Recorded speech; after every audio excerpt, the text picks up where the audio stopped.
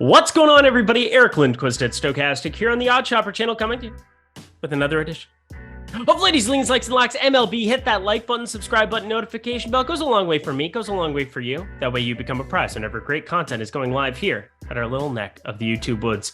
Effing Nolan Arenado. What a beautiful gift to mankind that man is. Home run right off the bat for us. First at bat, bottom of the second. Beautiful, beautiful stuff. But you know what?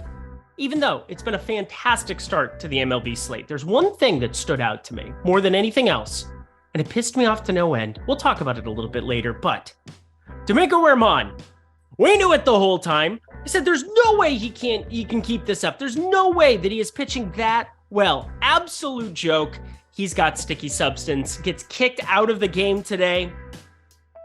Between that, then watching the Twins, my Minnesota Twins last night, and seeing the strike zone shrink, and getting every call on the outside edges. You know what? Sometimes weird stuff happens, but over 162 game sample size, I'm here to help you make money. I'm here to help you make the best decisions day in, day out. And one of those decisions you can make is checking out BetMGM, because right now we have an amazing offer going with them, brand new here on Lindy's Leans, Likes, and Locks MLB edition, but 2 free months of Odd Shopper Premium Discord when you take advantage of the offer over at BetMGM. It's in the video description box below. Looks lovely down there, doesn't it? I think so myself. But BetMGM, you get up to $1,000 that will be coming back to you in bonus bets if you lose on that wager, your first play that you have over at BetMGM. But that's not all. In addition to that, you get 2 free months of premium Discord. That's myself, Ben Raza, Eitan, who hits every parlay it would seem ever here of late. If you guys aren't watching his parlay of the day, you guys are doing it wrong. It's been great stuff. So check that out here on the Odd Shopper channel. Check out BetMGM, only for 21 and over. And if you have a gambling problem, please call 1-800-GAMBLER. I'll talk about them a little bit later, in addition to everybody's favorite Manscaped. Love having them back on the program again today. But yeah, we've got 15 games, another massive slate, lots of baseball to talk about. Producer Jacob, let's get to the picks. A pair of southpaws, and this is one of the wilder MLB slates that I can remember because, well, we're going to lock this game, and we're not going to lock another game the entire day. And I can't believe it's going to be Detroit we're talking about primarily here, facing Rich Hill. Eduardo Rodriguez on the mound here for the Tigers. We'll start with Hill, I guess, I suppose, just talking about these Pittsburgh Pirates. He is just no good, terrible, not really all that functional at this point in his career. He's 43 years of age. That might be one part of it. The other part is a 6.58 expected ERA, somehow finding ways to survive with a 4.36 ERA, but I think I've brought it up a number of times. Detroit, far more functional against lefties with a 99 WRC+, a 161 ISO, and some decent righty power. So, just saying, not going to be a great situation to be investing in Rich Hill. And then you look at the number, and this is what jumps out to me. Minus 140. We have a minus 140. It's over at Bet365 right now. I don't have access to that, but minus 150, the next best available line. I still find that to be 20 cents too low. I have this with Eduardo Rodriguez, who has been downright unhittable this year. Yeah, we are starting to see him blossom. He is going to be the massive coveted trade piece come year end, come the MLB trade deadline here, because a contender will not wait to pull the trigger on a 2.60 expected ERA, 1.57 actual ERA, 27.8% hard hit percentage, and that K rate after 18.4% last year kind of lost that feel for the cutter. He is up to 24.7% this season. It is incredible, the resurgence. He's up about 0.3 miles per hour on the fastball this season. The RPMs are up on that fastball just over 30 RPMs. I'm really, really excited about Eduardo Rodriguez. Hopefully he's wearing a Minnesota Twins uniform come that deadline. Another AL Central hand-me-down, if you will. I'd be happy to take that.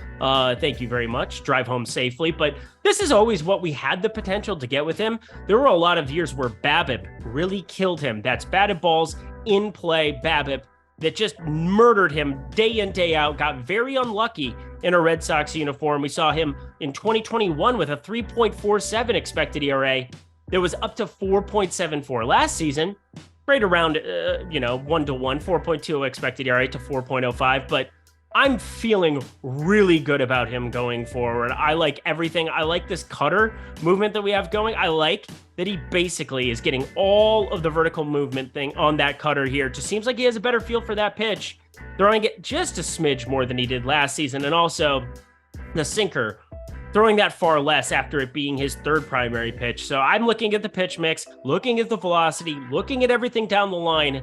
Think you want to be invested. And in addition to locking this, I'm looking at first 5 for Eduardo Rodriguez, because I do find this to be a pretty functional spot. Might lay the half run, going to be shopping it at a couple of different places for tomorrow. But as of right now, Detroit money line, we are locking it in the first game of the night and no other locks on the board. A lot of great plays coming up, so you're not going to want to go anywhere, but your one lock on the board, riddle me that, Batman.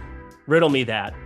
We head to Dodger Stadium. Wild to see them the second game on the slate over the course of a 15-game slate. But hey, that's the way the cookie crumbles. And Sonny Gray versus Dustin May. They just are going to play down by the bay. Bay. Ray. Whatever, I tried. Minnesota Twins.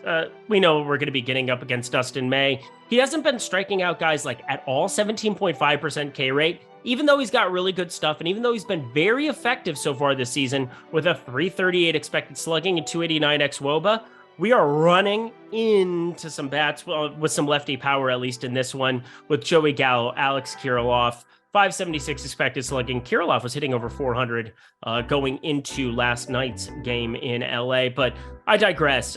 Dustin May, kind of surprising to see the K rate down as far as what it is. You would all expect it to be higher. And Sonny Gray, oh boy, has he been fantastic. 30.8% K rate, 317 expected slugging. These are two really good baseball teams. And it's two pitchers that I kind of like. I know Dustin May's strikeout rate, I just brought it up like 48 times in the last minute, but I'm feeling the under of 8.5, although it's not projecting out all that well for me. The Dodgers, they are phenomenal against right-handed pitching. Talked about that with Pablo Lopez. Ended up pulling the reins down on that money line play on Minnesota. Another reason to jump in that premium Discord. You can get my live reactions by just seeing my betting card, knowing, hey, I don't think Eric likes the Minnesota money line as much as what he did last night. And part of it was looking into Pablo Lopez and the schedule these Minnesota Twins have had. It's been egregious. And Sonny Gray, yet another guy who's had a really good, really soft schedule. Lots of KC, lots of Miami, lots of these other teams. They not so good. And Chicago White Sox as well. But the Dodgers sitting with a 118 WRC plus. God. Yeah, we're going to be tiptoeing the line here, but leaning the under 8.5, even though not a play for me as of right now. Coors Field is up next, and we'll see if they're that game we had first pitch about 2 minutes ago here as I'm recording. Going to be watching this one because ended up on that over pretty heftily. Again, over infinity runs was the exact breakdown yesterday. It landed at 12.5 around the industry. A little bit lower that we're looking at this time around because Graham Ashcraft, he's on the mound facing Austin Gomber, and Gomber is terrible. And you do have some pieces with righty power. Spencer Steer, Jonathan India, Tyler Stevenson at the catcher position, Nick Senzel against righties. And then Matt McClain getting called up. Didn't give him a proper shout out the other day. One of the more coveted shortstop prospects in all of baseball. That'll be fun to watch, but Austin Gomber won't be. A 543 expected slugging, 295 expected batting average, and afternoon baseball out there in old Colorado. Yeah, your boy Eric's a meteorologist. He's paying attention to all of the things all the time. 76, 77 degrees, a little bit warmer than you'd be looking at as an evening in Colorado. So first pitch being 1:10 p.m. local time there. Going to be a little bit of a problem for Austin Gomber, but Graham Ashcraft has been decent. 3.95 ERA, 2-1 record on the season, but really comes down to the hard contact and lower profile on some of these balls in play. You look at Coors Field, you'll want the ball on the ground. He's got a 7.9 degree average launch angle. That's decent enough. 36% hard hit percentage is very solid, and a 380 expected slugging. He doesn't miss batch, which sucks. Going to Colorado here, 17.6% K rate, 10.7% walk rate. But so far, that Cutter-Slimer combination, it's pretty much all that he throws. It's all he will throw. K rate is up 2.3% from 2022. He's 25. Maybe he continues to keep figuring it out. Does have some velocity behind it with 96, 97 on that cutter, but not going to be moving as much at altitude. So lots of pieces there. And yet its profiling is one that I would be leaning on the under of 11.5. And it just purely goes to speak about how bad these lineups are. Colorado, 83 WRC plus against right-handed pitching. That adjusts for park factors, so know that as well. And a 145 ISO. And, well, Cincinnati, not much better with an 89 WRC plus up against righties and then lefties. I mean, Austin Gomber, we're looking at a lefty. They are downright abysmal for the most part. But Cincinnati against lefties, I'm trying to find the number. There it is, 79 WRC plus. I was going to say, I knew it was equally as bad there on the other side. So under 11.5, just a lean. Do you feel like taking Coors Field in the afternoon? I don't feel like taking it under there at 11.5. So we will wait, find some better spots coming up, like the next game in Oakland. We got the Diamondbacks, we've got the A's, and I'm looking at a pretty interesting thing going forward. Not only does Oakland have the worst bullpen in baseball by far, but now they got we've got Miller that's going to be out here for the foreseeable future. They are going to have some interesting matchups coming up here in the next couple weeks as they try to figure out fourth and fifth starters, because they don't even have a first or second starter, if we're being dead honest about things. And then you have this horrible bullpen. Yeah, we're going to be targeting some overs on Oakland often, especially when you get a guy like Ryan Nelson on the mound for the Arizona Diamondbacks on the other side, because he gets a matchup going up against Brent Rooker, Ryan Noda, M. Shinoda. That makes me think Lincoln Park. Real ones, no. Just like Luis Medina, the starter for the funky Cole Medina. Except for he's not funky, he's just cold, as in bad, as in terrible, as in his baseball savant is all blue.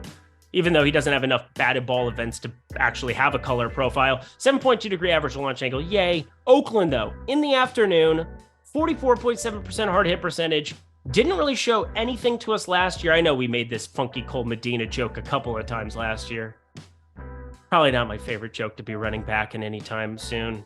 He was a AAA prospect that we were paying attention to. Never actually got the call up to the majors over the course of that season, but an 8.18 ERA so far over the course of his first couple starts, 5.86 expected ERA. Ooh, the struggle bus. It's going to be parking here in Oakland and just waiting for fury. This is your borderline lock on the day, but over 9, it's a really good spot. I repeat, afternoon baseball in Oakland, better than evening baseball in Oakland. 66 degrees at first pitch, better than average. Decent enough pieces at the top of this Oakland lineup when you're talking Ruiz and Rooker, who just keep smashing. So there you go. Oh, and then the phenomenal matchup for every Diamondback on earth. So there you are, over 9. We like it for the fourth game of the day. We'll move along quickly from this one. It's not something that there is a line available for here as of yet. That's a bummer, sad face, whatever. Taijuan Walker, we know, is going to be starting here for the Philadelphia Phillies. That's kind of cool. Not really, I suppose. 442 expected slugging, 337 xWOB, but neither of those are good. But he's starting to show out a little bit, has had some better starts of late. I'm starting to feel a little bit more optimistic that we can get something out of him going forward. But San Francisco, don't know if I'm going out of my way to go pick on him, but he has had back-to-back quality starts, 6 innings in both. Gave up, just the 1 earned there. Has a lot of ground balls in the profile. Showed out in Coors Field. That's always a plus. And now a much better matchup in San Francisco, facing San Francisco with a pretty poor profile. But I think the starter, if I had to guess for San Francisco, is going to be Sean Manaea. Hasn't been officially announced. The guy has a nearly 8 ERA. He is completely dog shit. He is terrible at this point in time. I know that was really aggressive. I apologize to his family. He seems like a lovely person, but he's a terrible pitcher. Philadelphia money line is going to be the lean, although I expect if it is Manaea, going to be really hard to get access to that line inside of -150, so might have to be looking at the run line. TBD, as always, hit me up on Twitter at Eric Lindquist if you have questions about a play like this that might emerge for tomorrow. Look at this happy, sprightly individual. He's sporting BetMGM, and he is excited. And why? Well, because we've got an amazing deal for you. Not only do you get this play up to $1,000. So you can put a wager, your first wager when you sign up at BetMGM, up to $1,000. You're going to get back in bonus bets if it doesn't hit. So you could put 20 bucks on it. If it doesn't hit, you're going to get 20 back. If you want to put 100 on it, if it doesn't hit, you're going to get 100 back. Up to $1,000. That deal is good enough, but you're also going to get access to 2 months of the premium Discord. Yes, yours truly. You can fade my bets all day till the cows come home. I do not care because I am here to help you. I know what I'm about. I know what I'm here to do, and I'm here to make you money. And if you trust me, if you've been watching these videos day in, day out, first of all, I appreciate you. And second of all, I've been waiting for an offer like this to give you guys an opportunity to jump into the premium Discord, get my betting card every single day. It's Sunday through Friday. Saturday, my one day that I'm going to be taking off from the old betting cards. And from time to time, I'm jumping in there. I'm sure I'll be in there this Saturday, I know. So BetMGM, amazing deal. 2 months of that premium Discord generally would be a value over $20, getting you guys, and that's per week. We're talking over the course of the month, almost $100 value per month. That's $200 of value in the premium Discord, along with up to $1,000 that'll be coming back in your pocket if that first wager does not hit. Yes, you can bet up to $1,000. You will get it back in bonus bets if it doesn't hit. So check out BetMGM in the video description box below. Again, check out Bet365, check out FanDuel Sportsbook, DraftKings Sportsbook, everything you could possibly want in that video description box below, but only if you're 21 and over. And if you have a gambling problem, please call 1-800-GAMBLER. Alrighty, y'all, back to the picks. Like Austin Powers when he grabs the Swedish-made pieces and Elijah quickly.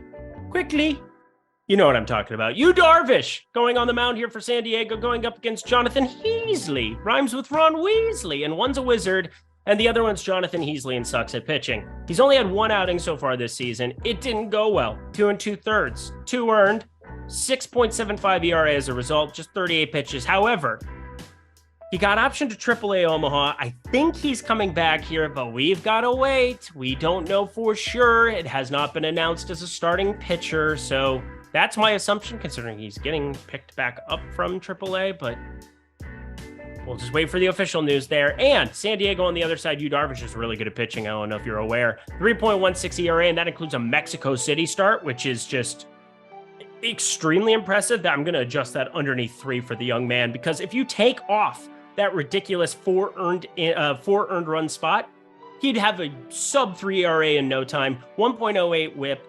Feel lovely about Yu Darvish here. However, I don't know what the number is. I have a feeling if it's Jonathan Heasley, we're looking at a massive line here. So I'm going to be leaning San Diego -1.5.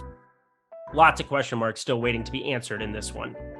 I kind of like this game, and I like it for props, potentially for props. Again, I don't know what the lines are, but looking at a couple of the last couple days, I have some interesting breakdown analysis things to talk about. I'm going to just talk about this game, shall I? We got Griffin Canning on the mound going up against Kyle Bradish, 2 pitchers who have not really worked out for their respective teams. A lot was expected of both, and I think both have been failing pretty miserably. Kyle Bradish still has some time, I suppose, to recover, but Griffin Canning, what are we doing here, dude? Kyle Bradish, 4.56 ERA, 1.48 whip, starting to look better. We did get a quality start out of him last time around going up against Pittsburgh, completely shut them down, started to get the ground balls, double-digit ground balls for the first time in 4 outings. Lots of positive signs, at least with Kyle Bradish. Not the easiest spot, of course, but he is a right-handed pitcher with only Shohei Ohtani. Well, I say that, only Shohei Ohtani, just like, top 3 hitter in baseball. But either way, that's the one lefty he's got to get by in this Angels lineup. And they do have a 106 WRC plus against right-handed pitching now for the season. But still, you get that protection of the long left field fence out there in good old Camden. So there's at least that. Griffin Canning, though, he's got some lefty troubles. And I am honing in on one specific guy that I think is a smash for tomorrow, potentially, to go for a home run and a stolen base. Yeah, you heard me. You don't have to parlay the two together, even though I know a lot of you sick people are going to do it. You enjoy it. Have fun. But Cedric Mullins is one of those dudes. Cedric Mullins, 6 home runs now on the season, has that lefty pop in him, ended up hitting 1 yard on Monday. We'll see how he ends up faring here on Tuesday, but either way, one of the fun little side notes that we have of late is how many guys have double-digit steals and 6+ home runs so far this season. It's about 15 dudes on the list right now at the moment, and Cedric Mullins is one of them. And he gets to face Griffin Canning, who's not great, doesn't have a great first move, and the Angels got back Chad Wallach. And you know what I did today?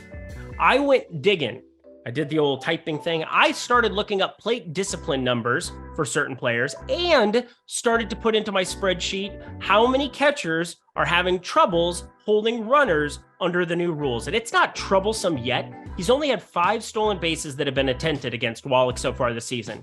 He's only pinned down 1. I think the success rate of catchers is something we want to start targeting as the sample size has been adjusted, because I don't think books have been very sharp with being able to adjust them yet. They have been sinking these numbers very, very low. So it's been a tough market to beat in general, but that doesn't mean that there can't be value from time to time if you get a very poor guy. Now, Chad Wallach has been a great hitter so far this season. They're going to want him in that lineup, especially as Max Stassi is not there yet. Logan O'Hoppe ends up getting that shoulder injury that put him on the 60-day IL. You're going to see a lot of Wallach going forward here for the Angels. So I'm not sure if we want to be picking on him constantly, but I know Griffin Canning we do. So I'm putting my lean in as Cedric Mullins home run plus stolen base. I'm going to be betting them individually, but all of you who want to parlay them together, let me know how that goes. If they both hit and that ends up coming to fruition, my God, enjoy that one. We're going to Miami. I can't remember what it is. Somebody corrected me because I don't exactly know all of the words there. Will Smith slapped somebody, though. Washington Nationals taking on the Miami Marlins. Just thought I'd remind you. Mackenzie Gore there, 28.8%, and not just somebody, Chris Rock. Mackenzie Gore, 28.8% K rate. Edward Cabrera on the other side for the old Finns, 29.9% K rate. Yeah, I call them the Finns. You heard me. It's a lot of fishes down in Miami. Dolphins, Marlins, they're having fun under the sea. I do not want to watch that new. I do not want to. However, that chick has a great voice. The new Ariel. This looks like weird. Why is Melissa McCarthy? It's a conversation for Jacob and I after the show. But Mackenzie Gore, 305 xWOBA, 232 expected batting average. That's been solid. And how about Edward Cabrera, 209 expected batting average, 361 expected slugging. My friends, there are a lot of unders on the cards in the old total department. This is yet another one. Under 7.5. It just projects out really, really nicely. I don't know if you noticed, but both of these lineups suck. They're not good. They're very bad. Miami, they're really bad. Jorge Soler, get by him. You're going to be okay. Jazz Chisholm, get by him. It'd be good. That's about it. I really have nothing else to add. It's just under 7.5. And we move ourselves along to the next game. To the Yankees, who, again, Domingo Germán, I hate you, I hate you, I hate you. I knew you were a fraud. I knew you were a fake, and I already don't like the Yankees. So it is what it is. You always beat my Twins every playoffs. Oh, it's just the worst, but whatever. We're looking at Garrett Cole on the mound going up against Chris Bassett, and what a showdown we have. Talked about some unders that we like. This is yet another one that I'm going to be leaning towards with Garrett Cole, 27.4% K rate, 295 xWOBA has been fantastic this entire season. And how about Chris Bassett with probably, dare I say it, the start of the season thus far? Yeah, I don't think that that's necessarily a hyperbole. If you've seen what the Atlanta Braves have done here of late, you'd probably say the exact same based on those results. 9 innings pitched. Yeah, you heard me. Complete game shutout, 2-hitter against the Atlanta Braves. That's as impressive as it gets. 8 Ks to boot with that. I can't think of a more impressive start individually. However, 3.49 ERA for the season, 1.08 whip. Still, there are some question marks. Still, we're going to be waiting. So I'm just going to lean because I don't know if you noticed these offenses. They're kind of good. Like the Yankees are a fully operational Death Star, just about, with Stanton just about ready to get back there. Some point, maybe. Hopefully, waiting. 100 WRC plus against righties. I expect that to be even better going forward. And of course, Toronto, 107 WRC plus against righties. Garrett Cole, really good. Chris Bassett, one really good outing. Does not make a pitcher make, but I'm just leaning under 8.5 because it's in Toronto. They're good at offense. We move ourselves on our merry way to Manscaped. Oh, hello, friends. Manscaped. Check it out. What a beautiful picture. What a beautiful man that is. And you know what? It's because he takes care of himself. He is staring into that razor like he is staring through your soul as he is trying to tell you how important it is to keep up your male grooming. Now, it's not for myself. I'm doing this for you and especially for your partner because Manscaped.com right now are offering unbelievable deals on everything that they have going over at their site. And when you use promo code Stochastic, anything you get will be 20% off. All you have to do is follow the link like the yellow brick road down there below. You simply click on manscaped.com down there, put in promo code Stochastic, and it will attach 20% off instantly to anything your heart desires. Now, you have the Performance Package 4.0, the Platinum Package 4.0, but I want to just talk personally about this Lawnmower 3.0 because I have had horror stories of trying to groom, get all those hard to reach areas, trying to make everything nice and lovely and trimmed. I've nicked myself so many times in places that you could only imagine. I don't even imagine. It's disgusting. It's horrible. It's painful. But this Lawnmower 3.0, if you take your time and you gently scrape everything that you possibly want to have away, it goes away instantly. It's got a beautiful light to be able to, I don't know, do you want to do glow-in-the-dark trimming? Sounds like fun, something you can mix into your routine. But take advantage of everything there. You have the Weed Whacker as well, the beard trimmer, everything they have for the Performance Package Luxury Grooming Kit, 20% off when you use promo code Stochastic. So maybe do that. Maybe do that. Again, that Lawnmower 4.0 is a magical, magical thing. It will treat you kindly, just like it has treated me kindly. And plus, hey, the Perfect Package 4.0, get yourself some of those boxers. They're really comfy. I've got them on right now. So there you go. Manscaped.com, friends. Special offer, promo code Stochastic, 20% off anything your heart and your body desires. All right, 5 more games to get to. Let's get back to the pick, shall we? Actually, 6 games. I lied. Oh, we're going to go to Boston. We're going to go get coffee at Dunkin' Donuts. Ryan Baio. See, I can't do that. Going up against Marco Gonzalez. I have no Boston accent. I don't know how it is done other than just saying, how you like them apples? Basically what's happened. There's just been infinity runs. We got that over. Through. Felt awfully nice. Adolis Garcia just hit a home run. Let's go. Marco Gonzalez, though. That's sweating today. We'll get back to this. Marco Gonzalez is terrible. I think I've established, we don't like him very much. We do not like him, Sam Am. We do not like him with green eggs and ham or green uniforms, because that's kind of what the Mariners have, even though it's more just white with little tiny bits of green.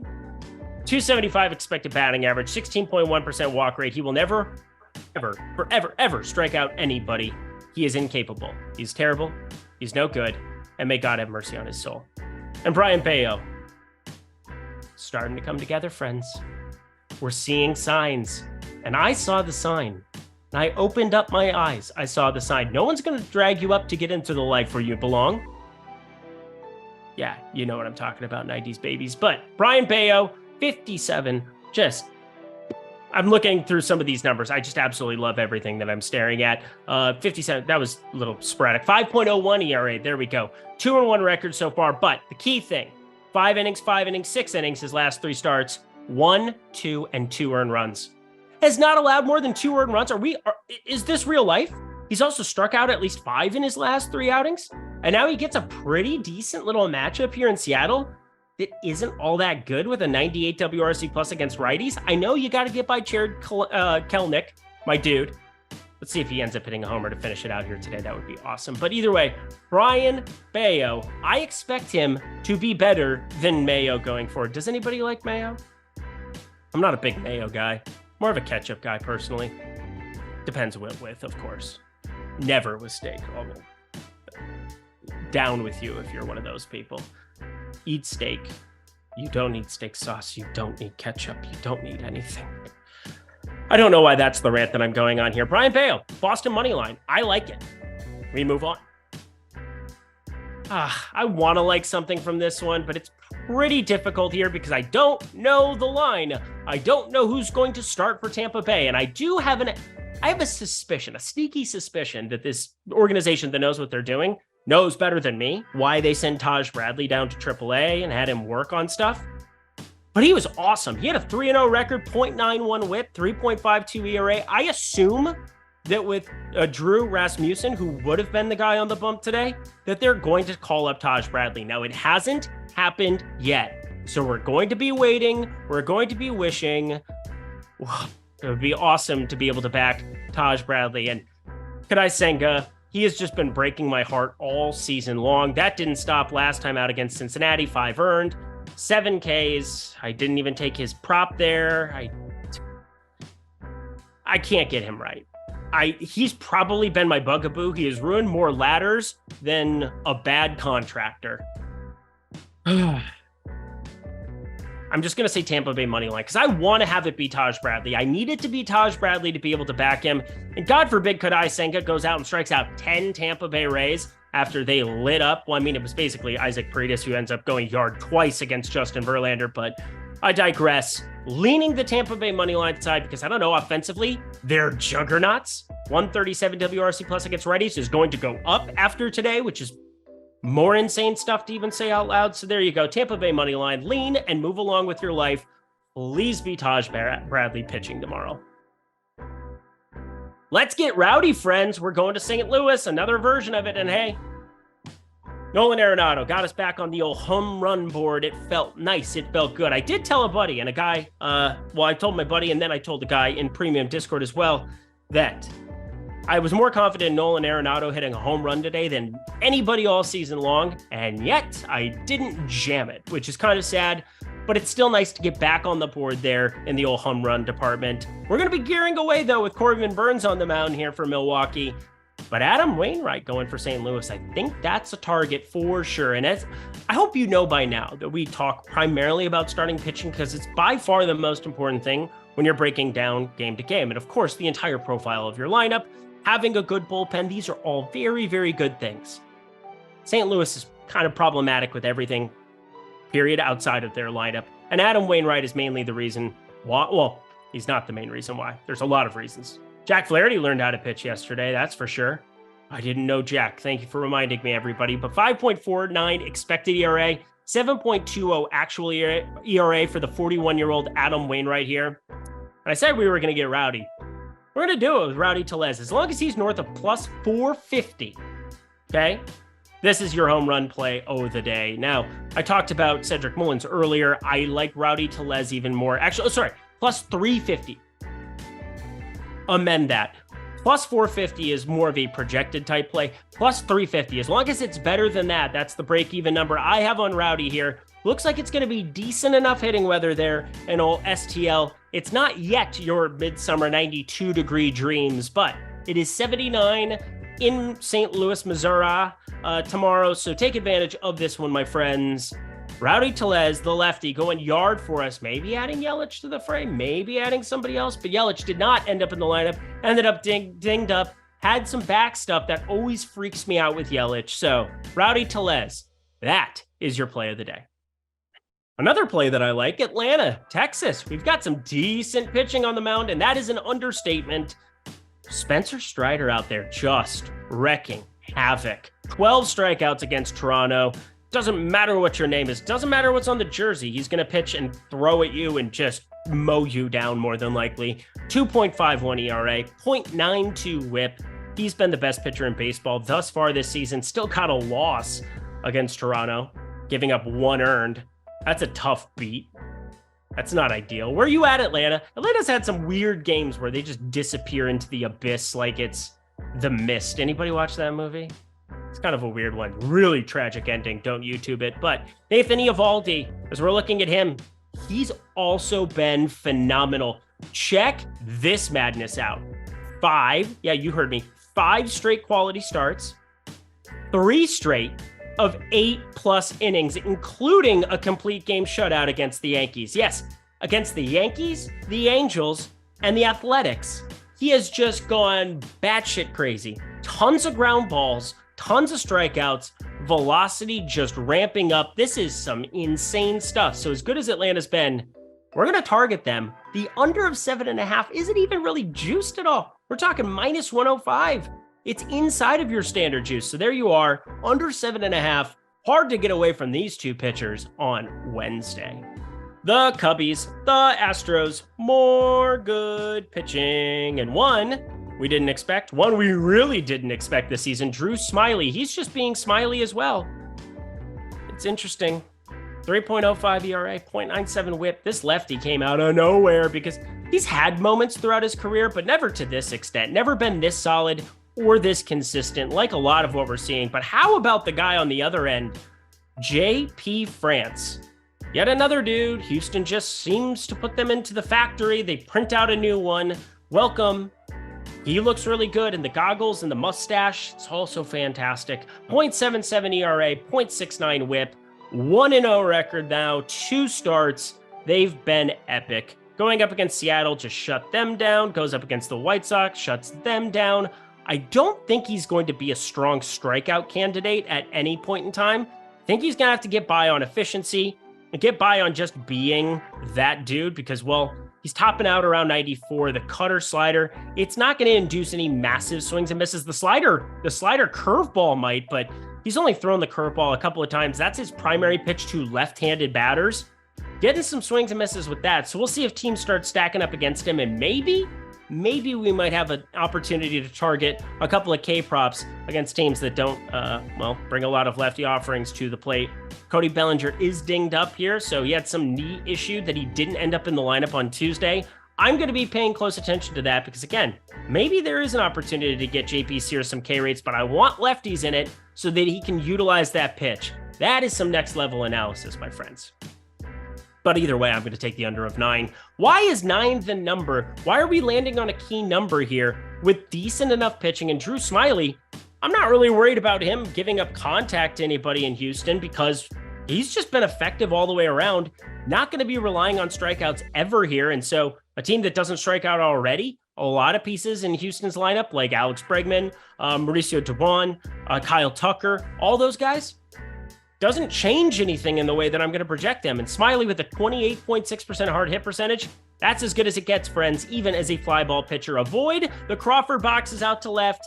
You're going to be fine. Under of 9 feels quite divine. And our last game of the night, Cleveland Guardians taking on the Chicago White Sox. I have nothing for you. It's Peyton Battenfield.